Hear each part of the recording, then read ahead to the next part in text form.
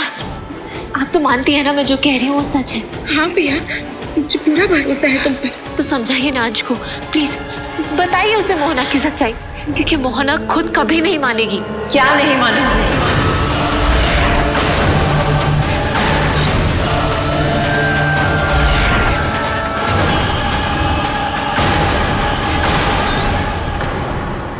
यही कि मैंने उन तीनों को मारा है।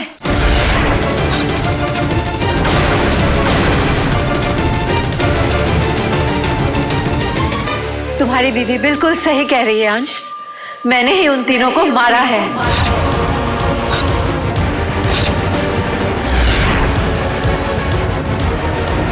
सुन लिया अंश, मैंने कहा था ना इन्होंने उन तीनों की उम्र खाई है। हाँ, मैंने ही उनकी उम्र खाई है, क्योंकि मेरे पास और कोई रास्ता नहीं था।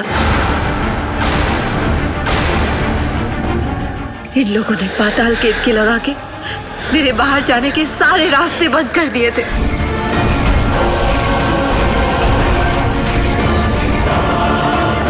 फिर मैं क्या करती? इसीलिए मैंने अपना शिकार घर में ही ढूंढ लिया। हैरान क्यों हो रहे हो अंश? तुम तो जानते हो ना, तुम्हारी माँ एक डायन है।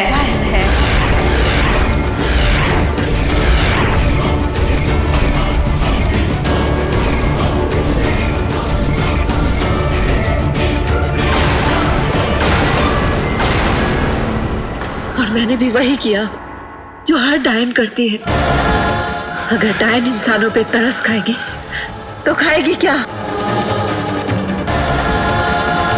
तो सब जानती है ना छुटकी, तो समझा मेरे बेटे को कि दूसरों को मारना उसकी डायन माँ का शौक नहीं, मजबूरी है। बस करो मोहना।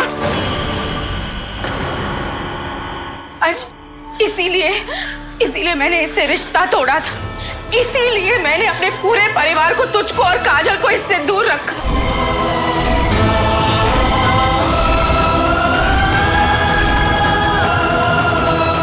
अंश, डायन कभी किसी की सगी नहीं होती बेटा। विदिश्री भाभी बिल्कुल ठीक कह रही है अंश। जो डायन अपने पति को खा सकती है, उस पर भरोसा कैसे किया जा सकता है? गड़े मुर्दे उखाड़ के तुम लोग साबित क्या करना चाहते हो? कुछ नया नहीं मिला तो पुरानी बातें लेके बैठ गई।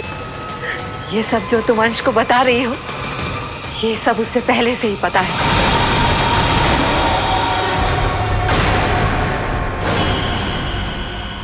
डायन और इंसान शेर और बकरी की तरह होते हैं। शेर को भूख लगती है तो वो बकरियों को खाता है।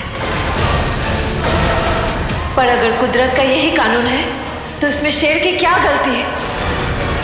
पर ये बातें बकरियां नहीं समझेंगे, सिर्फ एक शेर ही समझेगा।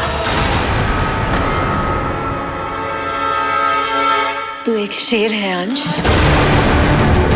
और ये लोग मामूली इंसान।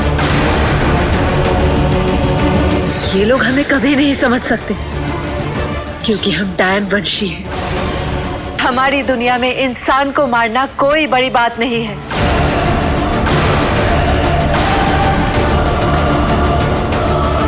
ये क्या हमारी दुनिया बोल रही है आप?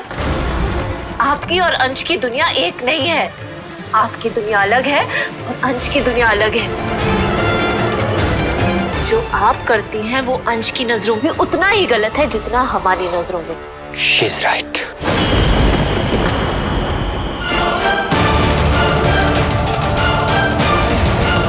माँ ने जो भी किया वो उनकी मजबूरी थी।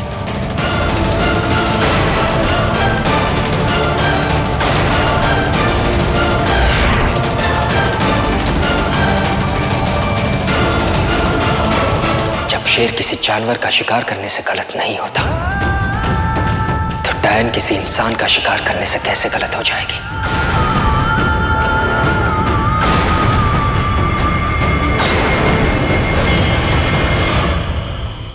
अंश, ये तुम क्या कह रहे हो? तुम्हारी माँ ने 3 बेकसूर लोगों की जान ली है। तो क्या हुआ? किसी अपने को तो नुकसान नहीं पहुंचाया ना? ये इतनी बड़ी बात है नहीं जितनी बड़ी तुम इसे बना रही हो।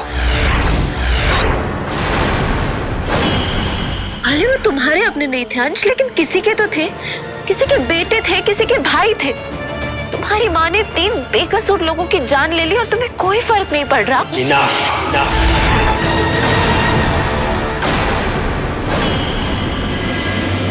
मुझे अब इस बारे में कोई बहस नहीं करनी।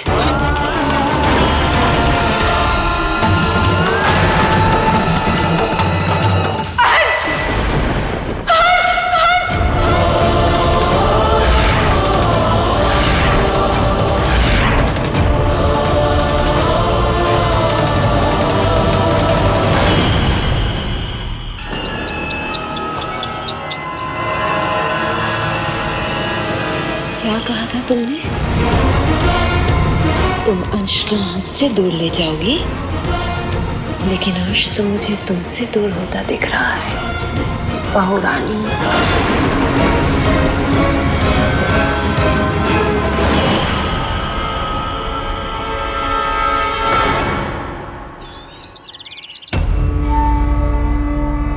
लेकिन अंश ने ऐसा क्यों कहा? यही तो मैं नहीं समझ पा रही गुरु माँ। उसे लगता है उसकी माँ अगर किसी को मारती भी है तो उसमें कोई बड़ी बात नहीं है। आज पहले ऐसा कभी नहीं था। एक बात बताओ पिया, इसके अलावा तुम्हें अंश में और भी कोई बदलाव दिखाई दिया? हाँ, आज रिसेप्शन की पार्टी में। इसका मतलब बुराई उसे अपनी तरफ खींच रही है। सही कह रही हैं गुरुमा।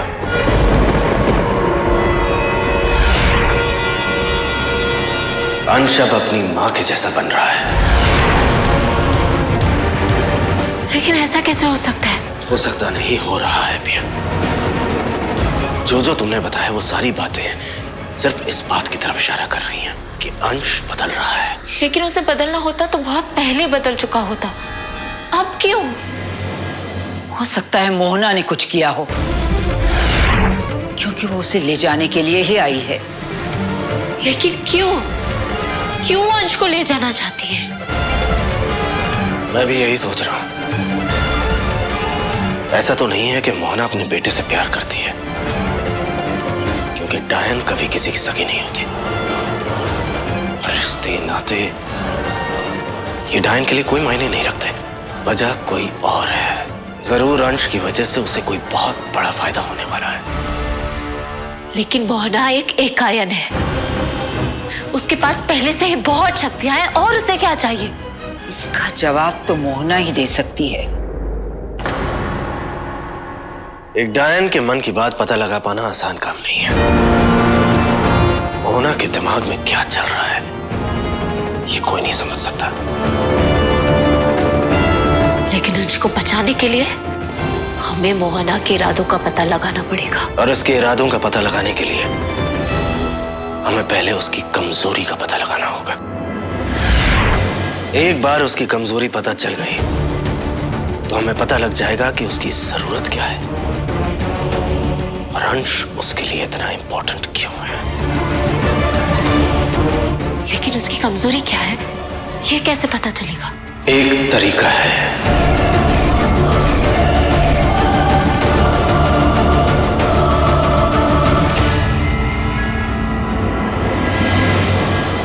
ये मोहना के बाल हैं।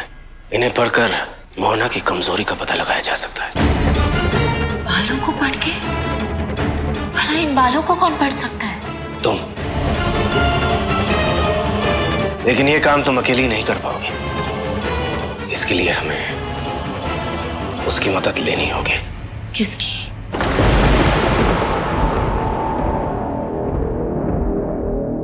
कागराज की।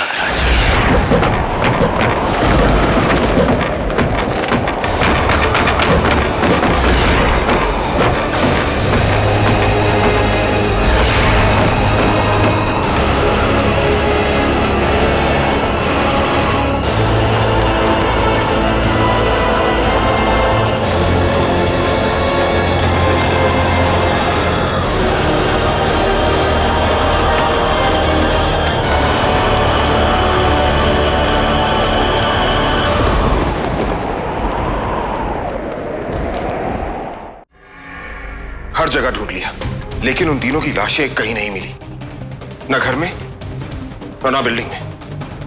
और बच्चों का कहना है कि वो तीनों अंश के क्लासमेट थे और किसी दूसरी पार्टी में जाने की बात कर रहे थे। हो सकता है कि वो वहां चले गए हों। तो पिया झूठ तो नहीं बोल रही है ना अविनाश?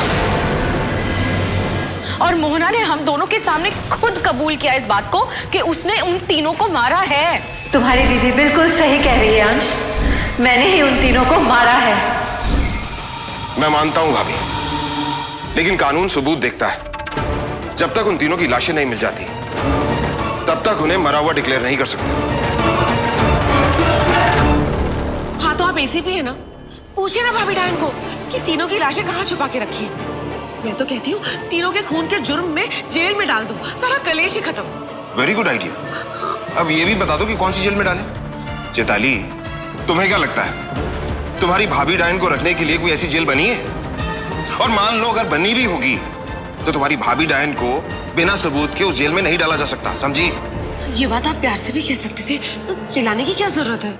सोचा कुछ और था, वो कुछ और गया।